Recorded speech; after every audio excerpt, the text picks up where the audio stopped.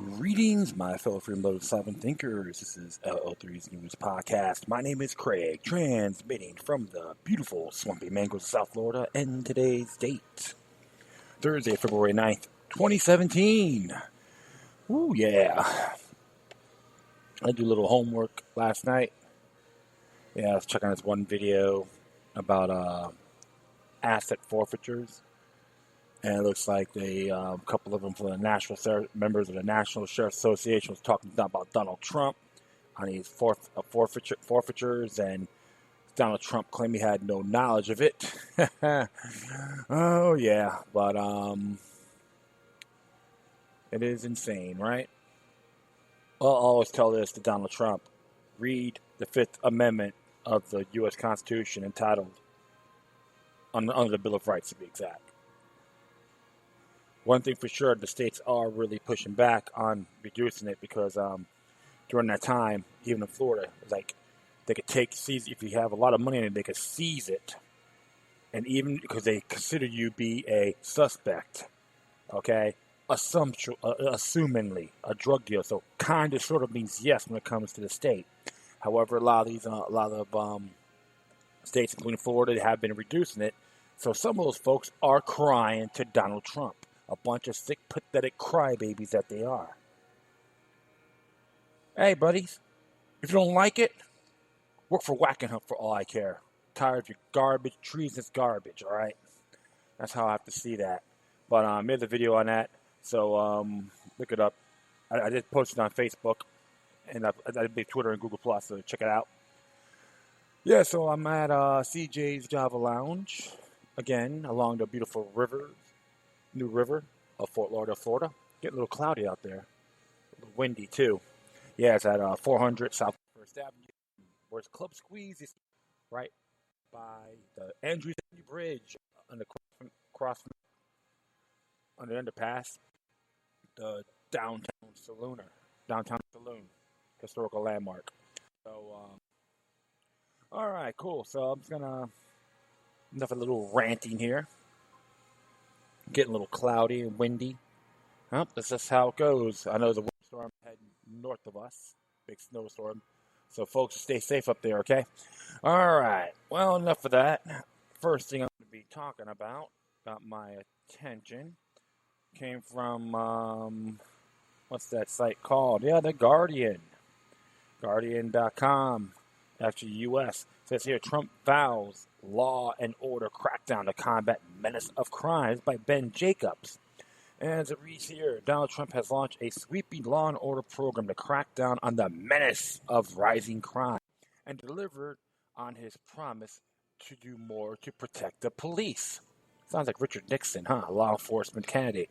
As Jeff Sessions was sworn in as Attorney General in the Oval Office, the president also moved aggressively to smash international drug cartels and set up a task force on crime reduction and public safety. And the drug war would be a solution. Yeah, so you should look up, with all due respect, President Trump, re-examine the prohibition of the 1920s when it was during time of alcohol. And look what happened. Had to get repealed because the states and the municipalities refused to enforce it.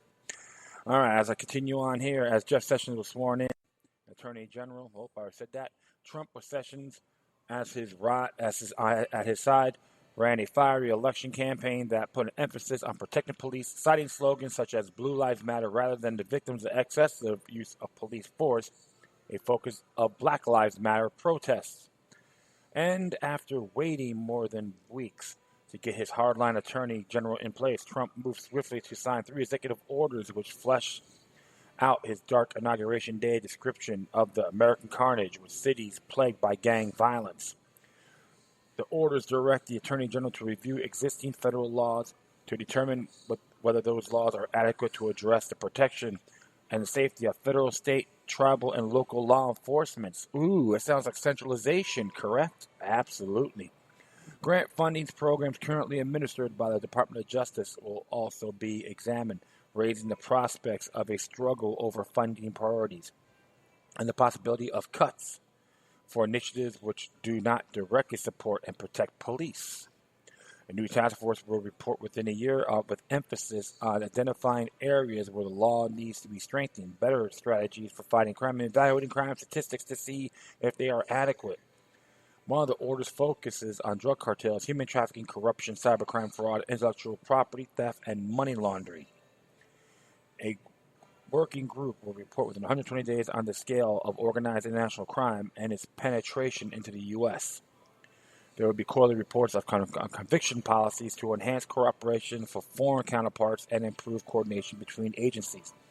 The order for the Attorney General to review relevant federal laws to determine ways to disrupt the activity of transitional criminal organizations, including how provisions of the Immigration and Nationality Act could be better enforced or amended to prevent foreign members of these organizations or their associates from obtaining entry into the United States from exploiting the United States immigration system. Trump said on Thursday, I'm signing 3 executive actions today designed to restore safety in America. One would bring back the criminal cartels that have spread across the nation and are destroying the blood of our youth. He said, a new era of justice begins, and it begins right now. Trump added, we face a menace of rising crime and the threat of deadly terror. Praising Sessions, who was confirmed after a bitter debate in the Senate, the president said, he's trained better for it than anybody else. He will be a great protector of the people.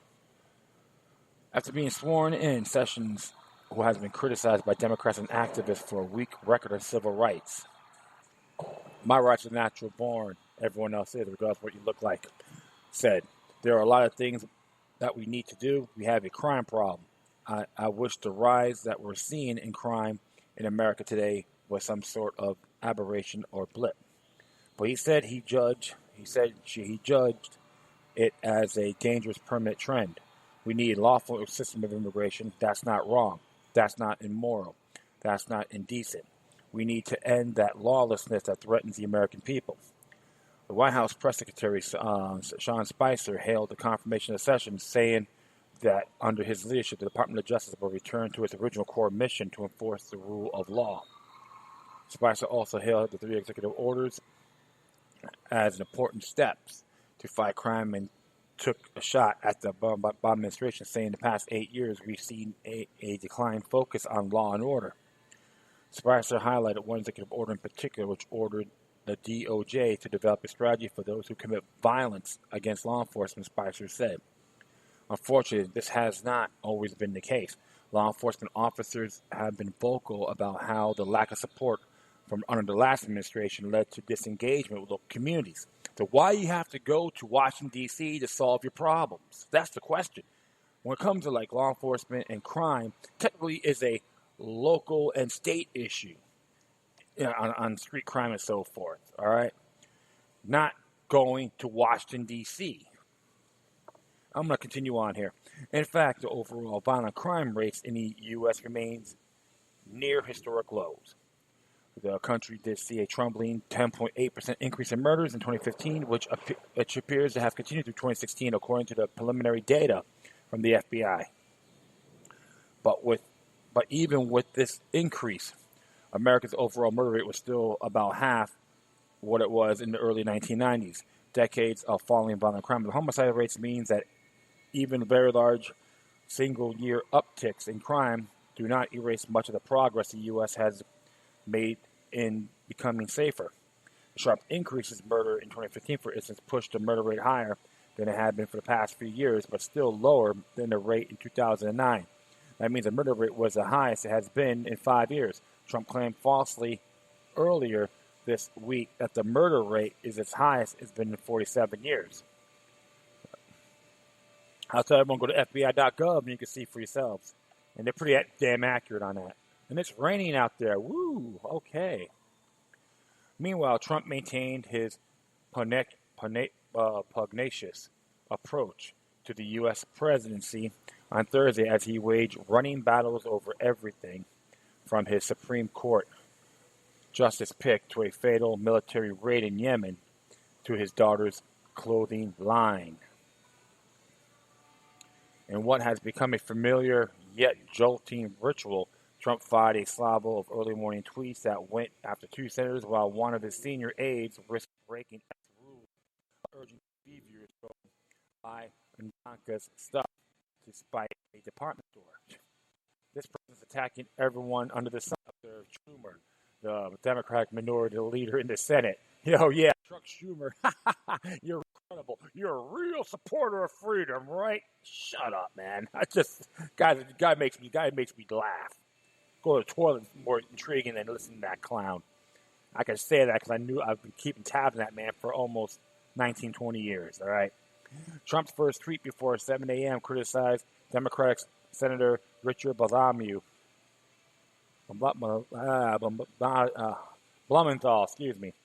who had relayed a conversation he had on Wednesday with Trump's nominee for Supreme Court, Judge Neil Gorsuch.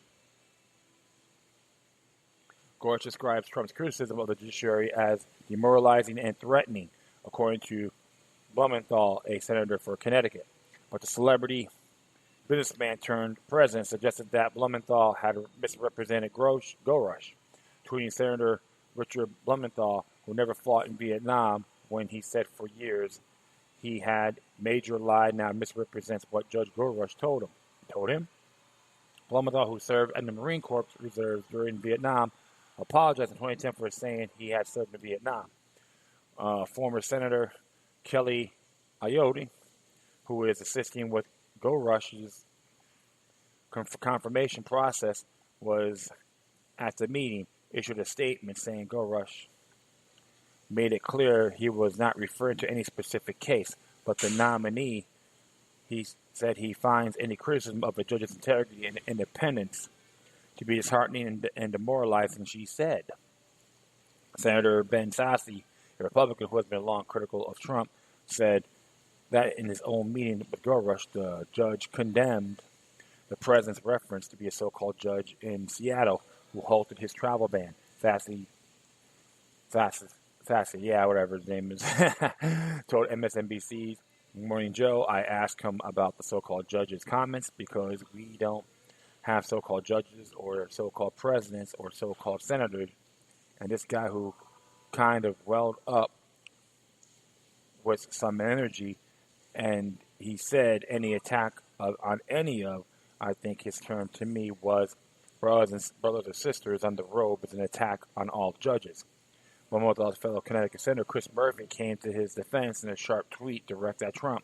As a prosecutor, Dick used to put guys like you in jail. Now you use your position to mock vets. He uses his to make their lives better. It's like it's more like a child. Like you understand? It's like children's game here, you know. And you got now. I'm watching CNN here. You got Cory Booker from Newark, anti-gun nut Booker. He's useless anyway. Let me see here. The Ninth Circuit Court of Appeals is weighing with an appeal of his executive order on immigration, including a temporary travel ban on people from 7 Muslim-majority countries. Gorsuch continued his meeting on Capitol on Thursday. Senator Susan Collins said she did not ask him about the conversation with Blumenthal, but added, I think it's inappropriate for any president to go after an independent judge. Now, I do think it's fair game for the president to criticize a decision by a judge, but not to criticize the judge himself. I always go by their actions. I do it all the time. At the first glance, the incident implied that Gorsuch, a solid conservative, may exhibit independence and not simply rubber stamp Trump's legislation while on the Supreme Court. But Democrats dismissed this as a ruse. Yeah. And Schumer to whisper in a closed room behind closed doors to a senator that I'm disheartened and not condemn what the president has done to the judiciary and not to do it publicly. What he did does not show independence. It shows a desire to show the appearance of independence without actually asserting it. It's like Comedy Central for that guy. He's like I say, Schumer's not a senator. He's a comedian, a pathetic one, yeah? As the controversy continued to reverberate in Washington, Trump opened a second line of attack this time against John McCain. I call him CFR McCain, the 80-year-old senator and former prisoner of war in Vietnam who was the Republican nominee for president in 2008. Referring to last week's U.S. military raid in Yemen, McCain said on Wednesday that any operation where a Navy SEAL is killed, there are multiple casualties, including women and children, and a $75 million airplane is lost and cannot be labeled a success. Trump tweeted on Thursday that McCain should not be talking about success or the failure of a mission to the media, only embolden the enemy. He added that McCain has been losing so long that he doesn't know how to win anymore. Just look at the mess our country is in, bogged down in all conflicts all over the place. Well, you could say, look what happened in the war in Iraq, right? That's CFR McCain, I would say. The White House also continued its extraordinary battle with Nordstrom, a department store chain that recently dropped Ivanka Trump's clothing line. Trump has tweeted criticism of the decision, which is his spokesman claimed was politically motivated. Go buy Ivanka's stuff. I'm going to get some myself today. Trump's senior advisor, Kellyanne Conway, told Fox News in an interview from the White House, I'm going to give a free commercial here. Go buy today, everybody. Norman Eisen, who served as an ethics advisor to Barack Obama, said Conway's comments amounted to an advertisement and violated government ethics law. It's a violation of the rule. Eisen told MSNBC it's a serious matter. Yeah, really, ethics advisor to Barack Obama. Can you explain why he became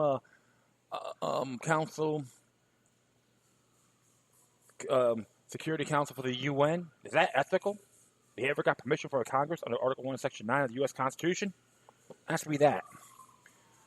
Former chief of the Office of Government Ethics, Don Fox, told the Washington Post that Conway's comments appear to violate rules barring the use of public office for anyone's private gain. Spicer said Conway has been counseled on the subject, but declined to elaborate.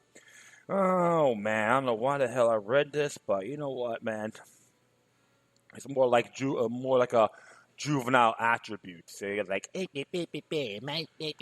but little kids pointing the finger at one another. Look, I gotta say this, okay? When even like a person like myself go around, when the guy goes, "Hey, I'm a law enforcement candidate," I'm like, wait a minute, so you're gonna try to federalize all the law enforcement, the firefighters, and so forth, all public safety? That's a little pretty damn dangerous, I would say. Well, you have to see that. And, of course, you got some folks who are criticizing Trump, which they have no meritability anyway. They're like freedom haters and so forth. You got John McCain, who's nothing more than a bend-over Bob to New World Order, member of the Council of Foreign Relations, a member of the CFR. You can look it up yourselves, my friends. And plus, you got a lot of these douchebags that want to support imperialism. So why? Why we have to keep on using the status quo? So folks got to really think about this really quick. Not quick, but deep. Let it sink in.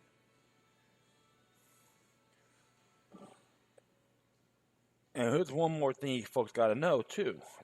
Technically, the police aren't obligated to protect you as an individual. And I say that out of respect under sovereign immunity and tort liability. And I know I've posted that stuff on there plenty of times. You just do a search engine on it. You won't be disappointed. You won't regret it. And trust me, I'm not here to put the police down or the firefighters down. Remember, they're human beings. They can't be everywhere. But if we're going to try to make it safer for them, only the people got to question it. How's that going to be determined? How's it going to be laid out or arranged? Or we still going to be the numbers of our communities? I don't think that would be the wrong way of contemplating. But just one thing you got to look at about crime, it's got to be in a local and state matter. I know what's going on in Chicago when they had there's a report about using ATF agents over there in Chicago or Illinois. But a lot of us knew one thing for sure. Chicago is considered one of the most corrupt cities in the United States. Look who's mayor. But it's just typical status quo there as well. The people in there need to rise up in these areas. Fight crime in your own methods. I'm not saying take the law on your own hands, But if you have to defend yourselves and your family or neighbors if necessary, yes, that's their first line of defense. And the drug war, as far as I'm concerned, needs to be terminated. Look what happened in the 20s with the prohibition of alcohol. Who benefited? Corrupt governments and organized crime. War on drugs, same thing, but it's in a different package. Even the people that supported President Trump gotta put his feet to the fire and be critical on some of his actions too. This guy's called fairness. And don't use the past or anything like that. Don't worry, you know me. If you hear my show the last 3 years, I was very critical of Barack Obama as well. Call him a bend over Bob to New World Order. Yes, I said that.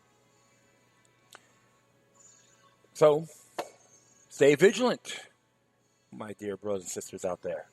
All right, next one came from The New American. Came out yesterday. It's by Alex Newman. This one's entitled "Bill to Shut U.S. Education Department Introduced in Congress." It says here, legislation to shut down the controversial unconstitutional U.S. Department of Education was introduced in Congress this week by Representative Tom Massey, Republican from Kentucky, a leading constitutional conservative. The bill, H.R. 899, will help President Donald Trump follow through on his campaign statement suggesting a desire to abolish the department, as well as the Obama-backed Common Core school standards, which originally started around the Reagan administration. Just to let you guys know. The legislation was introduced on the same day at U.S. Education Secretary Betty DeVos was confirmed by the Senate. If and when the bill is passed into law, one-sentence measure will give the powerful U.S. Department of Education to the end of 2018 to wind down its operations. What would happen then with the dizzying array of unconstitutional federal education programs, statutes, and decrees was not immediately clear. But sources on Capitol Hill said on the focus was getting the ball rolling with details to be nailed down later. The bill is literally only one sentence long, at least for now. The Department of Education shall terminate on December 31st, 2018, reads the text of the legislation. The bill was introduced with a good number of co-sponsors, all of them among the more liberty-minded wing of the Republican Party who take their oath to the U.S. Constitution seriously. Among original co-sponsors, Congressman Justin Amash, Republican from Michigan; Andy Biggs, Republican from Arizona; Jason Chaffetz, Republican from Utah; Matt Gaetz, Republican from Florida; Jody Heiss, Republican from Georgia; Walter Jones, Republican from North Carolina; and Ro Labrador, Republican from Idaho. It was referring to the House Committee on Education and the Workforce. In February 7th, statement released a conjunction with the bill. Congressman Massey, the lead sponsor, eloquently and succinctly explained why the U.S. Education Department needed to be shuttered. Neither Congress nor the President, through his appointees, has the constitutional authority to dictate how and what our children must learn, explained Massey, who has an almost perfect score on the Freedom Index for voting constitutionally during his first 2 terms in Congress. In other words, the Constitution does not authorize federal education meddling, and therefore it needs to stop. There are also practical reasons why shutting down the department is good policy. Unelected bureaucrats in Washington, D.C. should not be in charge of our children's intellectual and moral development. Massey observed, states and local communities are best positioned to shape curricula that means the needs of their students. Schools should be accountable. Parents have the right to choose the most appropriate educational opportunity for their children, including homeschool, public school, or private school. Congressman Walter Jones, another one of the more constitutional-friendly members of Congress, also pointed out that the federal government has no legitimate business meddling in education. For years, I have advocated returning education policy to where it belongs, the state and local level. Explained the conservative lawmaker from North Carolina. D.C. bureaucrats cannot begin to understand the needs of schools and its students on an individual basis. It is time that we get the feds out of the classroom and terminate the Department of Education. Yet another liberty-minded lawmaker, Representative Ro Labrador of Idaho, touted the benefits of local control over education policy I've always been a proponent of empowering parents, teachers, and local school boards who best know our children and their needs, said the congressman. Eliminating the U.S. Department of Education is the most important step we in Congress can take in returning decision making to a local level. Freshman Congressman Andy Biggs of Arizona, meanwhile, noted that the federal education bureaucracy played a massive role in imposing the current educational disaster afflicting America's children. Education of our students should lie primarily with parents, teachers, and state and local officials who know how to meet their individual needs best. He explained, since its inception, the Department of Education has grown into an unrecognizable federal beast, and its policies have helped foster Common Core across the country. It is time that the one-size-fits-all approach by the federal government is ended and authority is returned to the local level. In a press release announcing the bill, the lawmakers behind the effort noted that the U.S. Department of Education began operations in 1980. But it was hardly uncontroversial, right? And the next year, in an address on the nation of this program for economic recovery, President Ronald Reagan, an icon among GOP voters and Americans generally, touted this desire to shut down the unconstitutional bureaucracy altogether. As the third step in his proposed plan, President Reagan called for shutting down two cabinet departments, education and energy. Some of the activities that the department said, perhaps thinking of the nuclear arsenal overseen by the Energy Department, for example, will continue independently or in other parts of government, but the time had come for serious action to rein in big government. There is only one way to shrink the size and cost of big government, and that is by eliminating agencies that are not needed and are getting in the way of a solution. Reagan said, now we don't need an energy department to solve our basic energy problem. As long as we let the forces of the marketplace work without undue interference, interference, and ingenuity of consumers, business, producers, and inventors will do that for us. Similarly, education is the principal responsibility of local school systems, teachers, parents, citizens board, and state governments. The popular president continued in his speech, by eliminating the Department of Education less than 2 years after it was created, we can not only reduce the budget, but ensure that local needs and preferences rather than the wishes of Washington determine the education of our children. Unfortunately for America and the Constitution, the U.S. Department of Education continue to exist and to accumulate more and more power, money, and control over schools nationwide, squandering hundreds of billions of dollars while making education worse. Since the Reagan administration, Republicans at all levels of government have paid lip service to shutting down the unconstitutional bureaucracy, but they now control in the White House and both houses of Congress, giving the GOP and conservative Americans a historic opportunity to follow through. And indeed, Trump has long touted the idea of shutting down the whole operation. A lot of people believe the Department of Education should be eliminated. Get rid of it. Trump said in one of the many similar statements on the campaign trail, if we don't eliminate it completely, we certainly need to cut its power and reach. The solution he suggested, we will go back to what the Constitution explicitly requires, absolutely no federal role in education. Education has to be run locally, Trump also said. Common Core, No Left Child Behind, and Race to the Top are all programs that take decisions away from parents and local school boards. These programs allow the progressives and the Department of Education to indoctrinate, not educate our kids. What they are doing does not fit the American model of governance.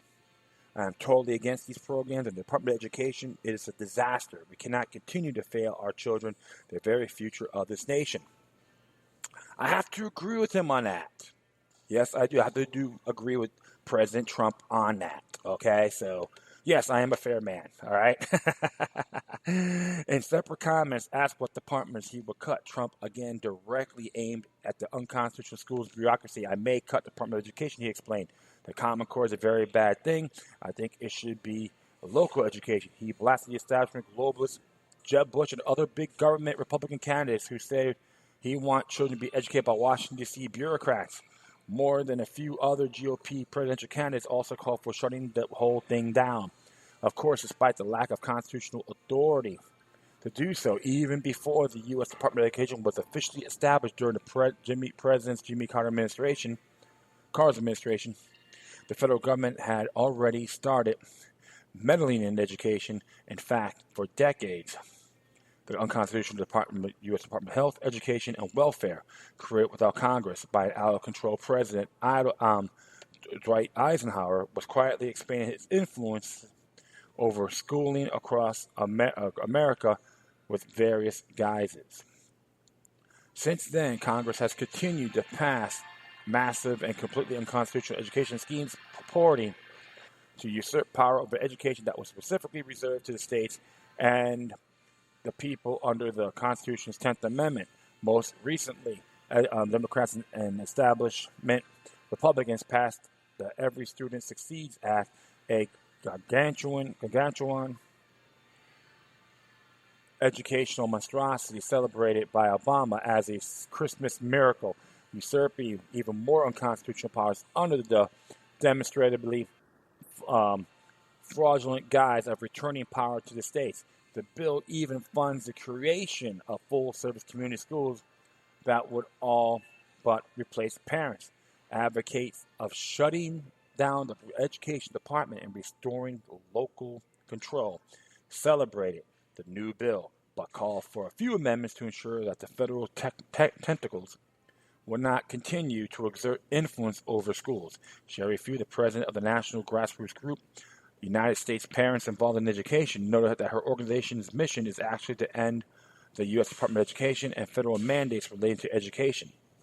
So we are very pleased to learn of Representative Massey's bill, and we are grateful to bill sponsors for taking the lead on this important issue. Few said in a written statement, however, if we want the feds out of the education business, we should advocate that all federal education programs be closed. Few continued. For example, closing U's without eliminating the federally funded test consortia leaves potential for the consortia, SBAC and PARCC, to remain in their role as an institutional mechanism that perpetuates Common Core and the same rebranded national standards. Therefore, any effort to shut down U's must include a sunset of the federal testing consortia. Grassroots Education Group also recommended an amendment to the legislation that would require Education Secretary DeVos to present the department's closure plan to Congress for transparency and approval, Few said. With state chapters across America, the group has been working to restore local control of education, in part by advocating to an end of the U.S. Department of Education. The activists will continue working toward that mission in the months ahead. This writer volunteers on the group's advisory board. Rather, Education Secretary DeVos will get on board with the agenda pushed by the Republican lawmakers, and even President Trump on the campaign trail remains to be seen. However, shortly after Trump selected her, a statement was released indicating that DeVos planned to work on higher national standards. Critics expressed serious concern when she quickly released a statement distancing herself for the politically toxic Common Core scheme imposed on America with bribes and bullying from Obama's Education Department.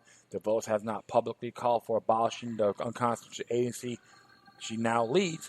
Billionaire school choice advocate who was viciously opposed by teachers unions and the hysterical far left, along with some opposition on the right, was narrowly confirmed in a historic 51 to 50 Senate vote on February 7th. Vice President Mike Pence cast a decided vote to break the tie after the two liberal Republicans broke ranks and sided with Democrats. But if conservatives wanting to abolish the U.S. Department of Education get their way, DeVos may soon be out of a job anyway. And for school children, the Constitution and the real school choice, that will be excellent news.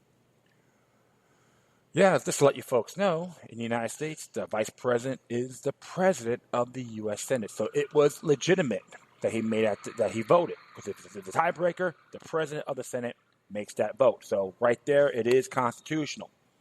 One thing I'm happy about this, for sure, is that it's pushing more on a 10th Amendment move. Congressman Massey is doing things right on those areas, and I do commend it. And I remember even the times I read stuff about how the Department of Education isn't really benefiting anyone. It was maybe 10% beneficial, according to a book I read called Washington Waste from A to Z by William Gross. Good book. When you have a chance, check it out. Go to the library. It's very interesting. It has a lot of merit behind it, too. I'm tired of the federal government trying to tell me how to educate my kids. I don't have kids, but how the kids should be educated. Not right now with technology.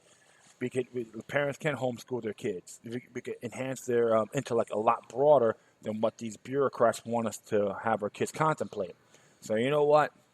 I got to give Massey credit on this. It has nothing to do with partisan politics, but constitutional principle. That's why we got the 10th Amendment U.S. Constitution. There's nothing in the U.S. Constitution stating the federal government can control education. And I don't want to hear this day and age either. It's unacceptable. Too much centralization is treacherous to a nation, as far as I'm concerned. So, folks, go out there if you support Representative Massey's cause, regardless of what your views are. Contact your elected servants and say yes to H.R. 899. Okay, so I'll be back in a moment. Stick around. Okay, cool. I am back here. Just took a little breather. All right, my friends. Next one here is really interesting.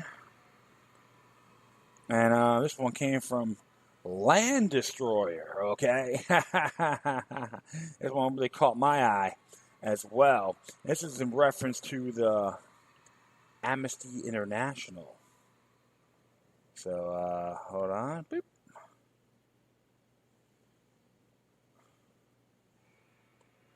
This one here is by Land Destroyer. It's by Tony Carlucci. It's entitled Amnesty International Admits Syrian Sediana Report Fabricated Entirely in UK.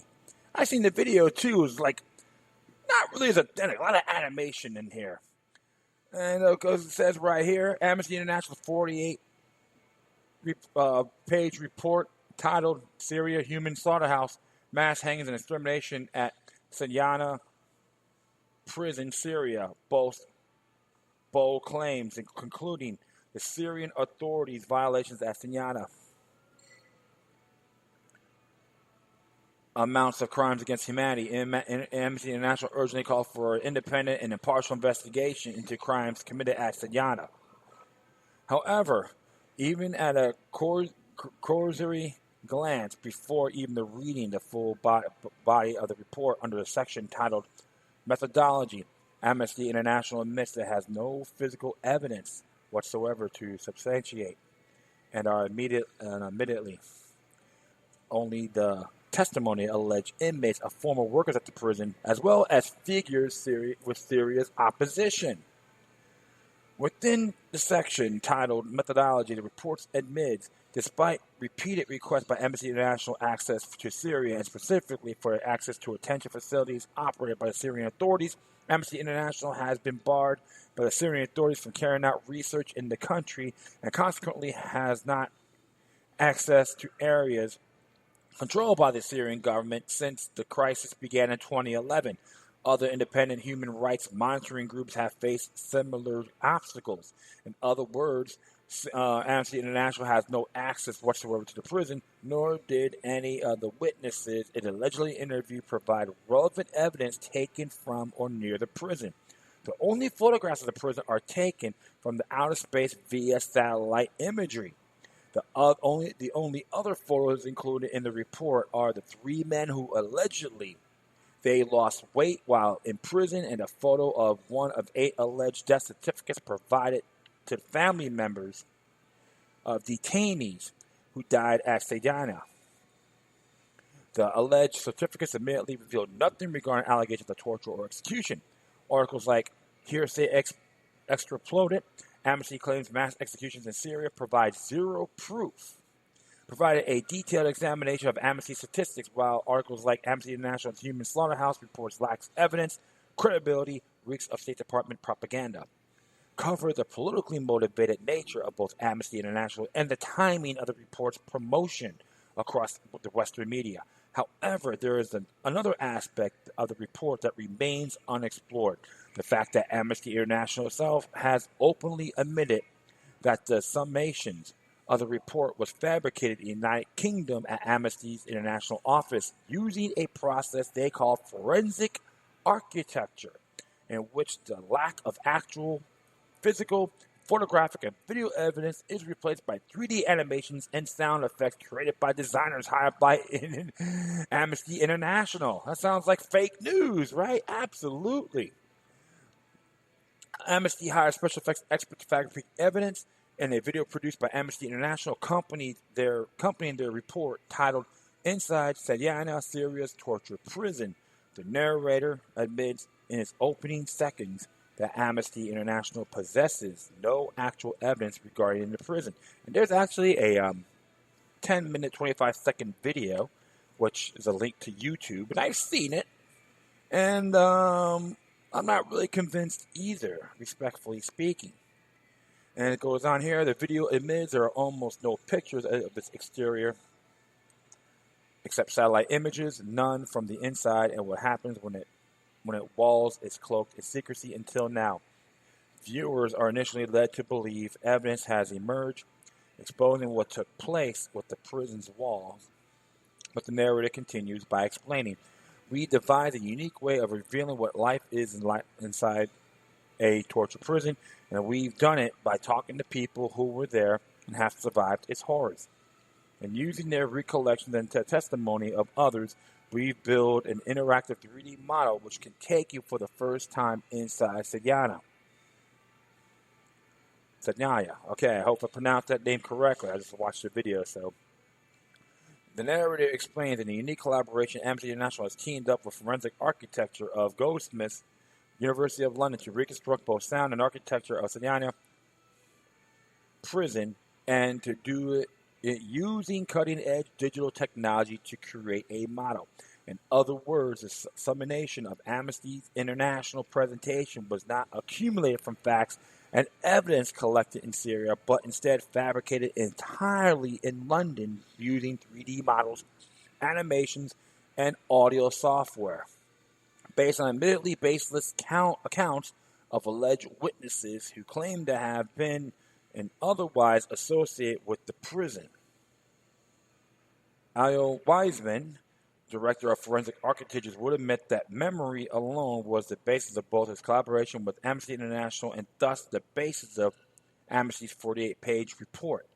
The memory is the only resource within which we can start to reconstruct what has taken place.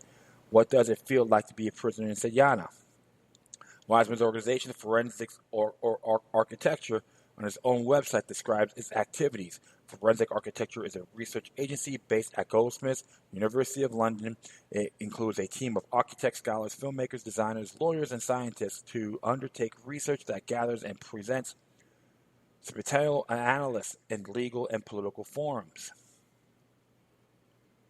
We provide evidence for the International Prosecution Teams, political organizations, NGOs, and the United Nations in various processes worldwide. Additionally, the agency undertakes historical and theoretical examination of the history and presents status of forensic practice and articulate notion of public truth.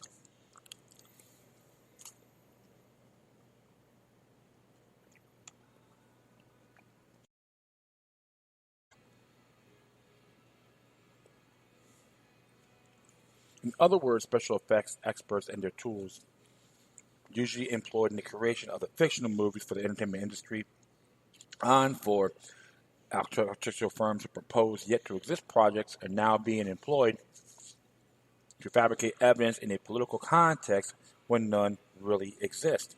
So the whole thing is they're trying to make things very imaginary, okay? Very Orwellian, I would say. Actually, from the propaganda playbook, Edward Bernays' book, Propaganda. So I'm going to continue on here. While the work... hold on here. In other words, I already read that. In other words, special effects experts in the tools usually employed in creation of the fictional movies for the entertainment industry or the architectural firms proposed to yet to exist projects are now being employed to fabricate evidence in a political context when none in reality exists. While the work of for forensic architecture may be an interest to developing theories, it is by no means using providing actual evidence.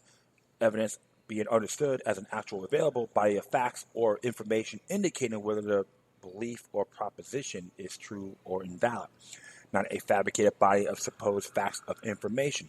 The work of forensic architecture and the witness accounts gathered by Amnesty International, all of which are merely gathered outside of Syria, would form the basis of an initial inquiry, not a final report, or the basis of a conclusion that human rights violations not only took place, but are constituted crimes against humanity, demanded immediate international recourse. Amnesty International's lack any actual evidence on its presentation, consisting instead of merely fabricating images, sounds, maps, and diagrams. Amnesty lacking actual evidence instead abused its reputation and the techniques of classical deception to target and manipulate audiences emotionally. What Amnesty International is engaged is not human rights advocacy, but rather politically motivated war propaganda, simply hiding behind such advocacy. Exploiting this technique of openly and shamelessly fabricating the summation of an internationally released report, promoted unquestionably in prominent Western papers and media platforms, including BBC, CNN, The Independent, and others, prevents Amnesty and other organizations like it from continuing to use its trappings of science and engineering as it covers to deliver monstrous lies to the public.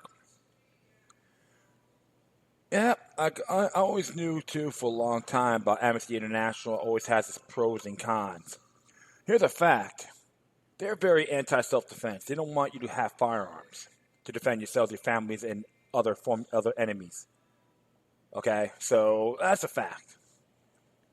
But then, I watched that video, and like I said, it's all animations and so forth. And the fact is, they're going after Syria for a long time. More excuses to get people angry at the Assad regime. And I'm not going to be too lovey-dovey with that particular group, but the truth of the matter is, you got those sons of bitches from New World Order are really trying to push it to take over that nation and say they're responsible for ISIS. And time again, it was proven wrong. The people in Syria got to make that decision. People stuck their nose and don't belong. They had conflict, but you know what? You got outsiders that made it a lot worse. Now there's another example of the monumental lie. Now Amnesty International was caught with their pants down. Shame on them. Plain and simple. Always got to think before you do. That is the bottom line. I'll be back. Okay, so next one here I'm going to be doing is from the freethoughtproject.com by Matt Agaris. It's titled here, India ends ties with Gates Foundations on vaccines over worries of big pharma influence. On February 28, 2017, Bill and Melinda Gates Foundation support of India's immunization program will cease to exist after the government has moved to sever ties with the billionaire's organization. This move by the Indian state was largely prompted by fears that big pharma foreign donors associated with the BMGF could influence policy making. Having been proving ground for the outside foreign-funded health experts, this move is also part of the larger push to dismiss dozens of other schemes controlling and attempting to control decision in making key policy areas, according to Reuters. For many years, the National Technical Advisory Group on Immunizations has been serviced and funded by the Gates Foundation's Immunization Technical Program unit at the Public Health Foundation of India. Citing a conflict of interest, however, according to the India Times, the Gates Foundation ties with pharmaceutical companies is part of the reason they shut the gate on BMGF. As India Times reports, there are questions about Gates Foundation's ties with pharmaceutical companies and the possible influence this may have on the country's vaccination strategy. Global Policy Forum, an independent policy watchdog that seeks to promote accountability in in international organizations, raised these concerns in a study in December 2015. The study called Philanthropic Power and Development, Who Shapes the Agenda, had cautioned on the growing influence of the large group philanthropic foundations, especially the Bill and Melinda Gates Foundation, on political disclosure and agenda setting in targeted fields. A full analyze the risk and side effects of intended and unintended of these activities to substantiable development. Critics have in the past raised concerns of the BMGF should not have any association with the program due to these apparent conflicts of interest. That's because the BMGF also backs GAVI, a global vaccine alliance that accounts big pharmaceutical companies and its partners, according to Reuters. After February 28th, the NTAGI will be transitioned to the fully government-funded National Institute of Family Health and Welfare, ordered by the center. Of course, many private donations from philanthropists are vital to staving off many of the world's economic and medical woes. However, it is with these private donations begin to flow through easily corrupt bureaucracy that we start seeing a vastly different scenario unfold. According to the Global Policy Forum, whose study was used in India's decision to cut their ties with the Gates Foundation, BMGF is not always a force for good. In a report, in their report, the Gates development is the Gates Foundation always a force of good. Mark Curtis explains. 1990, the Davis Cup, the premier international event in men's tennis, is established. Ooh. The Beatles make their first appearance on the Ed Sullivan Show, promising before a record busting at 70 million viewers. Okay, well, that's a little history lesson there. Gate development demonstrates that the trend to involve business in addressing poverty and inequality is central to priorities and funding of the Bill and Melinda Gates Foundation. We argue this from the far of a neutral, charitable strategy, but instead an ideological commitment to promote neoliberal economic policies and corporate globalization. Big business is directly benefiting, in particular in the fields of agriculture and health, as a result of the foundation's activities, despite evidence that shows that business solutions are not the most effective. Perhaps what's most striking about the Bill and Melinda Gates Foundation is that despite its aggressive corporate strategy and extraordinary influence across governments, academics, and the media, there's an absence of critical voices. Global Justice Now is concerned that the foundation's influence is so persuasive that many actors in international development, which would otherwise critique the policy and practice of the foundation, are unable to speak out independently as a result of its funding and patronage. As in the case of so many other elite practices, things aren't always what it seems on the surface. When the Gates Foundation parades around trying to save the world from global warming, noting that the foundation believes that the climate change is a major issue facing all of us, particularly poor people in developing countries, if they are dumping hundreds of millions into the likes of ExxonMobil, BP, and Shell, and many others. As the Gates Foundation says, our nutrition program focuses on delivering proven interventions and creating new tools and strategies to ensure that pregnant women and young children receive nutrition they need for healthy growth and development. They are funding fast food companies like McDonald's and mega corps like Coca-Cola and PepsiCo to the tunes of billions. How astute, huh? A spokesman for BMGF confirmed this week that its grant for the ITSU ends this month. However, they are already pushing to maintain their influence. We are in advanced stages of discussion with the ministry of the contours of the next phase of technical support, the spokesperson said. Yep. Even when they talk about eugenics programs, yeah, very interesting. So I just got to say, hey, there's a lot of controversy going on with the Gates, with that foundation itself, and you know what? That's fine by me. These lobbyist groups gotta get out. They're just an example, because holding of the big pharma, very very, you could say, scary to an extent. So, hey, to the people in India, man, stand up for what's right.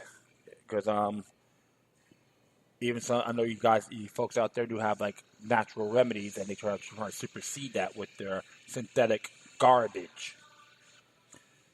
So, all I gotta say about that.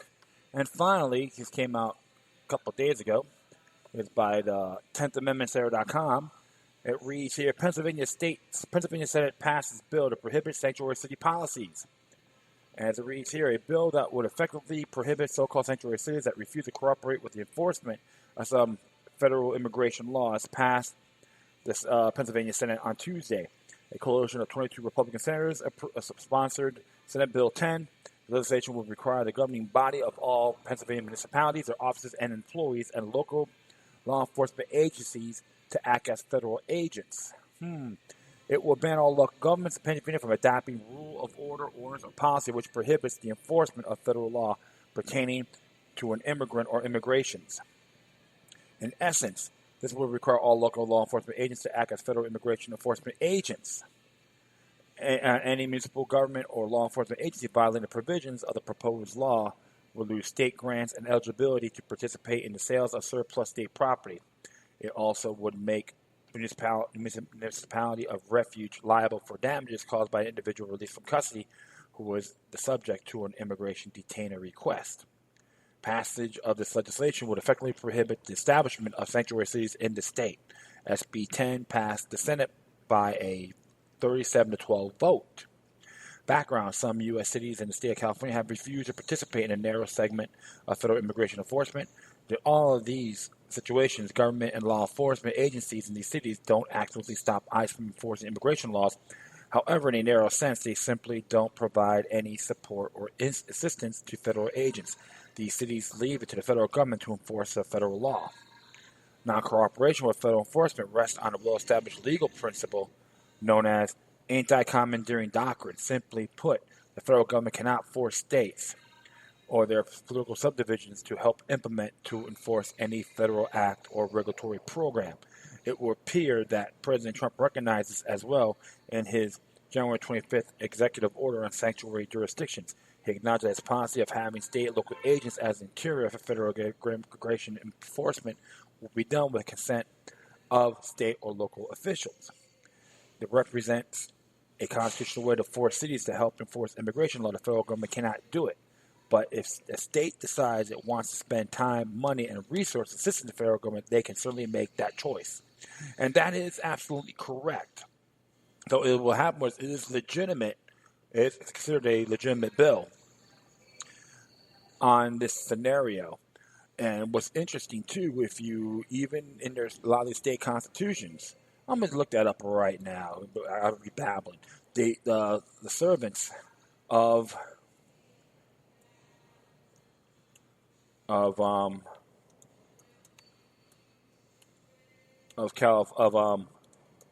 Pennsylvania, there is an oath of office that they have to protect and defend both U.S. and their state constitutions. That's something you have to look at as well. So, it actually is an oath of office. I'm gonna see if I can find it here. Hold on here, my friends. Where are you? One moment. I'm looking at it right now as we speak. All right, hold on. Impeachment. Oath of Office, Article 6, Section 3 of the Pennsylvania Constitution.